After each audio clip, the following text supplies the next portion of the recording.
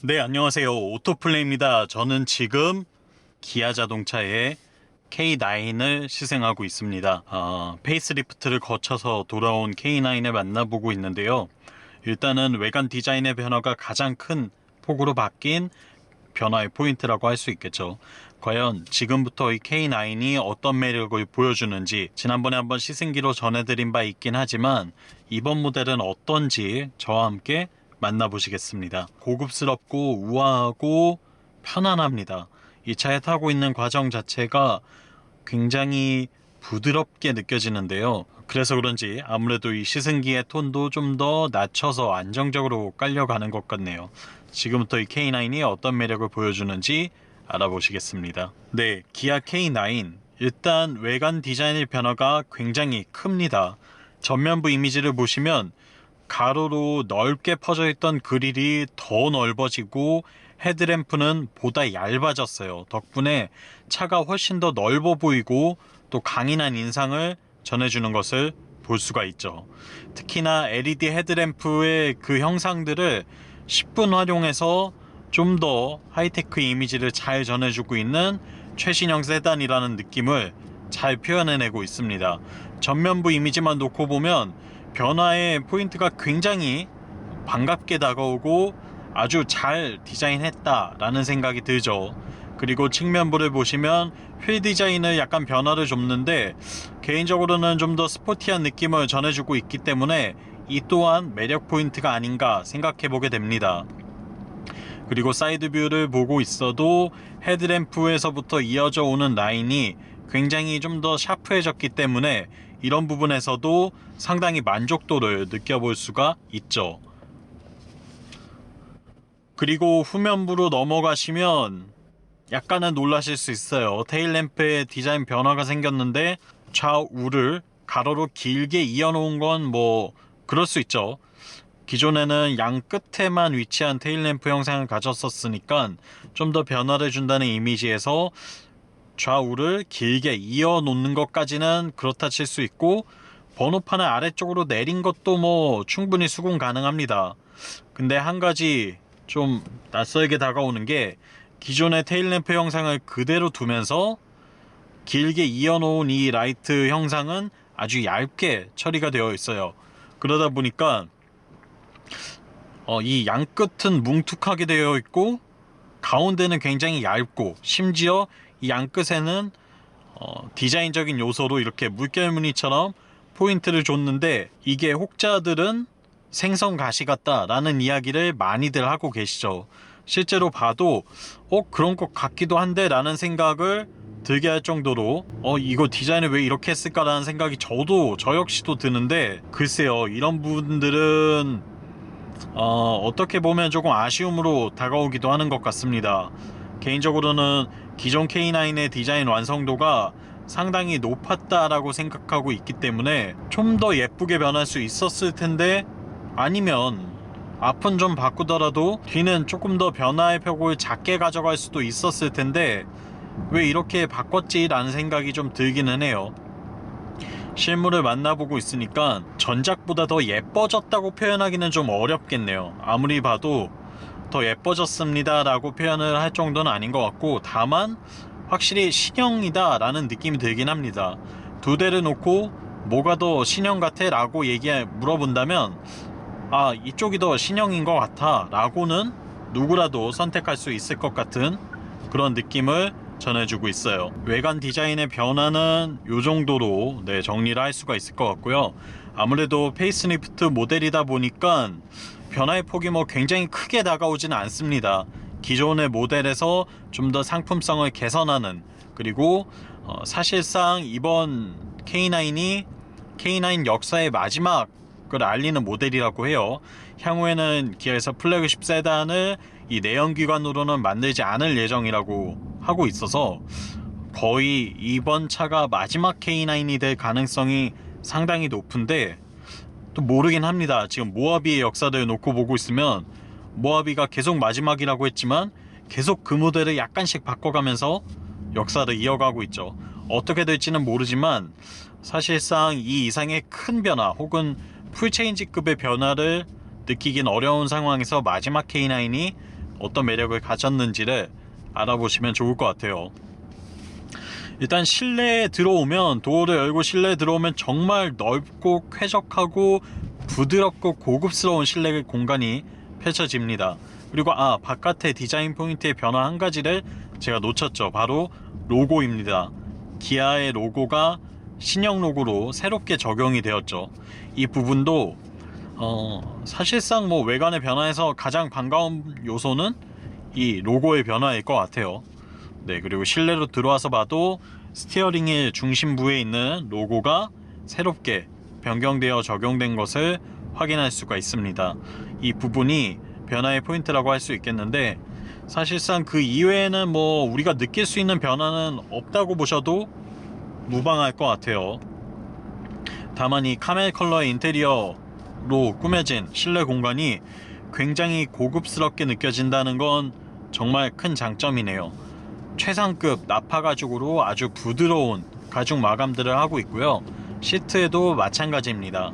그리고 알루미늄으로 만든 스피커 커버와 또 리얼 우드, 오픈포 리얼 우드를 썼고, 이외에도 이 크롬 도금의 장식재들을 쓰고 있어서 실내 공간에서 느껴지는 고급감은 거의 최상이라고 이야기할 수 있을 것 같아요. 아날로그 시계를 센터에 배치하고 있어서 센터 페시아 부분도 상당히 고급스럽게 느껴지는 요소라고 이야기할 수 있겠죠. 또한 시프트 바이 와이어가 적용된 변속 레버가 아주 한 손에 딱 들어오는 안정된 그립으로 이 또한 고급스럽게 마감을 잘 해냈어요. 이런 부분들도 수납 공간도 모두 다 우드 소재를 쓰면서 마감들을 아주 잘 해내고 있는 모습이고요. 그리고 오디오 컨트롤 패널과 공조장치 컨트롤 패널이 분리가 되어 있습니다. 좀 더 직관적으로 조작할 수 있도록 되어 있고, 아무래도 이 차의 주 타겟층, 주 고객층을 고려한 구성이라고 해도 무방하겠죠. 이외에도 뭐 스티어링 휠의 사이즈나 그립감도 매우 좋고요. 그리고 워크인 디바이스 시스템을 갖고 있는데, 이 차는 아무래도 플래그십 세단이고 뒷좌석 의전용으로 쓰이는 경우도 많기 때문에 이렇게 조수석 시트를 완전히 젖힐 수 있게 되어 있어요. 이렇게 앞으로 완전히 제낀 상태에서도 사이드미러 시야를 확보할 수 있는 게 바로 플래그십 세단만의 특징이라고 할 수 있죠. 운전기사가 이런 상태에서도 안전하게 운전을 할 수 있어야 하기 때문인데요. 이런 부분에서도 매력이 상당히 많고, 또 하나의 신규 기능이라고 한다면 이 지문 인식 기능을 이쪽에 배치를 했습니다. 지문 인식 장치를 좌측 무릎 부분에 배치를 시켜서 뭔가 결제 시스템이라던가 또는 이 차의 보안을 해제하는 데에 지문으로 이렇게 해제를 할 수 있도록 구성을 하고 있는데, 이런 부분들도 최신 차량답게 스마트폰에서 쓸 수 있는 기능들과 상당히 유사한 첨단 기술들을 적용했다는 게 또 하나의 주목할 만한 포인트라고 할 수 있겠죠. 이외에는 사실상 뭐 변화가 없습니다. 변화가 없다고 봐도 될 정도고, 그렇지만 그럼에도 불구하고 원래 상품성 자체가 상당히 좋았던 모델이기 때문에 더 이상 뭐 아쉬움이나 변화가 없다고 해서 불만이 될 만한 포인트는 전혀 없다고 봐도 될 것 같네요. 다만 한 가지 기능이 더 추가가 되었죠. 지금 스마트 주행 모드가 총 4가지로 되어 있고, 여기서 드라이브 모드 버튼을 길게 누르면 스마트 모드로 바뀝니다. 한 가지가 더 생기죠. 5가지 모드가 되고, 이 스마트 모드에서는 차가 변속을 내비게이션 기반으로 도로 상황에 맞게 좀 더 스마트하게 변속해주는 기능을 갖고 있다고 해요. 그러니까 예를 들어서 도로가 내리막길로 바뀌는 시점이 된다라고 하면 차가 다운시프팅을 해서 좀 더 감속해서 엔진 브레이크를 걸어준다던가, 뭐 오르막길이 된다고 해도 좀 더 수월하게 변속해서 가속을 이어나갈 수 있도록 도와준다던가 하는 등의 차가 스스로 변속 단수를 좀 더 스마트하게 제어하는 기능이라고 할 수 있는데, 실제로 사용해 보니까 굉장히 똑똑하다는 느낌이 듭니다. 내가 생각하고 있는 변속 단수를 알아서 척척 넣어주고 있기 때문에 이런 내비게이션 연동 기반의 기술들이 굉장히 괜찮다라고 느껴지고 앞으로 뭐 다양한 모델들에 좀 적용이 되어도 좋을 것 같다는 생각이 들었습니다. 이런 부분들은 상당히 반가운 첨단 기술의 적용이라고 할 수 있겠네요. 사실상 페이스리프트 이전 모델 대비 가장 큰 매력 포인트는 이 스마트 변속 기능일 것 같아요. 차가 알아서 변속을 해준다는 점, 이게 가장 큰 매력이 되겠죠. 그 이외에도 이 차를 타고 있으면 실내가 정말 정숙하거든요. 지금 제가 이렇게 영상을 찍을 때 저의 목소리가 오롯이 깨끗하게 들리는 경우가 흔치 않아요. 왜냐면 풍절음도 있죠. 그리고 하부 소음도 있죠. 차체 자체에서 올라오는 진동이라던가 엔진으로 인한 소음들도 있는데 지금 아무 말도 안 하고 있어도 이렇게 조용합니다. 방음이 정말 잘 되어 있어서 이런 부분에서도 역시나 플래그십 세단답다 라는 이야기를 할 수 있을 것 같아요. 차량 가격대만 놓고 보면 사실상 수입차들 중에서는 뭐 중형, 준대형급 정도의 가격밖에 되지 않고 국산 동급 모델과 비교해도 상당히 저렴한 가격대에 위치하고 있는데도 불구하고 이 품질이나 구성, 상품성만큼은 플래그십 세단들과 견주어도 전혀 밀리는 구석이 없다. 이게 바로 K9을 사야 하는 가장 큰 이유가 되지 않을까 싶습니다. 이 부분은 정말 큰 장점이 되는 것 같고요. 사실상 뭐 기존 모델들과 변화가 딱히 있진 않아요. 그래서 제 이전 시승기를 보셔도 이 신형 모델과 거의 차이가 없을 것 같고요. 승차감 세팅면에서도 거의 동일한 것 같습니다. 변화를 뭔가 크게 주진 않았어요. 저속으로 주행할 땐 상당히 부드러운 서스펜션 세팅을 가지고 있고, 고속주행 시에는 요철을 지날 때에 뭔가 좀 딱딱하게 느껴지는 구석들이 있어요. 퉁퉁 이렇게 쳐주는, 탁탁 이렇게 치는 듯한 서스펜션의 세팅을 갖고 있는데, 아무래도 고속주행 시에 좀 더 안정감을 확보하기 위해서 이렇게 세팅을 한 것으로 보입니다. 다만 저속주행 시에는 매우 부드럽게 반응하는 서스펜션 세팅을 느낄 수가 있고, 프리뷰 전자제어 서스펜션이 적용이 되어 있기 때문에 과속 방지턱을 지날 때에는 굉장히 스무스하게 넘어가는 모습들을 볼 수가 있어요. 이런 데서 과연 역시 플래그십 대형 세단이구나 라는 걸 느낄 수가 있죠. 이외에도 첨단 기능들과 뭐 각종 편의 장비들이 모두 다 마련되어 있고, 가성비 하나는 거의 최고라고 할 수 있겠죠.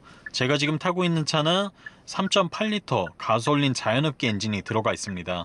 최고 출력이 315마력이고 최대 토크가 40kgm 정도 되죠. 자연흡기 엔진이기 때문에 6기통 대배기량을 충분히 활용해서 가속을 이어갈 수가 있어요. 이렇게 가속 페달을 깊게 밟아주면 RPM을 끝까지 올려가면서 시원스럽게 뻗어가 나가는 모습들을 볼 수가 있죠. 터보 엔진의 즉각적인 토크나 가속감만 아니지만 RPM을 높여가면서 점차 템포를 올려가는 가속감이 자연흡기 엔진 특유의 매력을 잘 표현해내고 있습니다.